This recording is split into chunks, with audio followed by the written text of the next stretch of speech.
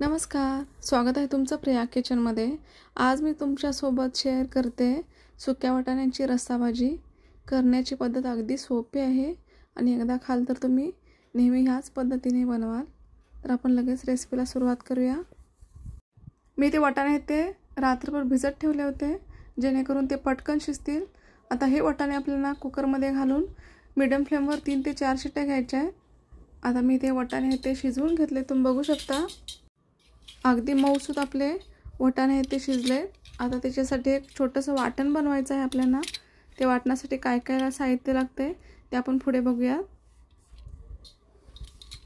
जास्त काही नाही, इथे मी 1-2 चमचे सुके खोबरं घेतले, 7 ते 8 लसणाच्या पाकळ्या, 2 ते 3 तुकडे आलं घेतले आणि थोडीशी कोथिंबीर घेतले।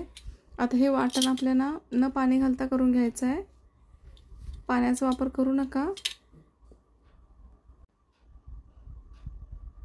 अशा प्रकारे आपलं वाटण आहे ते तयार झालंय। आता आपण फोडणीची तयारी करायची आहे।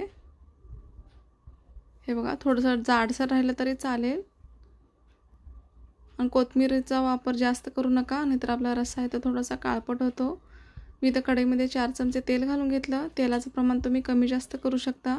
त्यामध्ये मोहरी, जिरे घालून घेतले, त्यानंतर कांदा घालून घेतला। इथे मी एक मीडियम साईजचा कांदा आहे तो घालून घेतलाय। तुम्ही टोमॅटोही घातला तरी चालेल। कांदा थोडा परतल्यानंतर आपण वाटून घेतलेला मसाला आहे तो घालायचा आहे आणि मसाला 2 मिनिटं परतून घ्यायचा आहे जेणेकरून लसणाचा व खोबऱ्याचा कच्चा वास आहे तो निघून जाईल। तुम्हाला मिश्रण थोडं कोरडं वाटत असेल तर तो गरम पाणी वापरला तरी चालेल। आता त्याच्यामध्ये आपण कोरडे मसाले घालून घेऊया। थोडीशी हिंग घातली, थोडंसं हळद, लाल तिखट घालून घेतलं, थोडंसं जिरे पूड, अर्धा चमचा धनेपूड घालून घेतली व मिश्रण आहे ते चांगलं एकसारखं मिक्स करून घ्यायचं। 1 मिनिटच आपल्याला परतायचं आहे।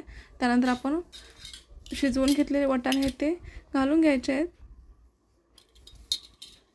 वाटाणे 2 मिनिटं परतल्यानंतर आपण त्याच्यामध्ये गरम पाण्याचा वापर करणार आहोत।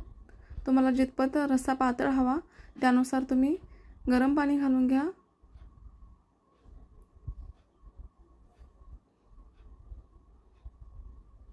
शेवटी ते चवीनुसार मीठ घालून घेऊया।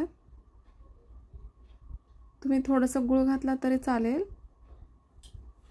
आता हे मिश्रण आहे ते 7 ते 8 मिनिटं चांगलं शिजवून द्यायचं आहे। अगदी मस्त असं आपली ही रस्सा भाजी तयार होते। तुम्ही हे घरी नक्की ट्राय करून बघा। तुम्हाला ही रेसिपी आवडली असेल तर प्लीज माझ्या चॅनलला लाईक, शेअर आणि सबस्क्राइब करा व बाजूला दिलेले बेल आयकॉन प्रेस करा, म्हणजे तुम्हाला माझ्या नवीन व्हिडिओचे अपडेट्स येत राहतील। Thank you.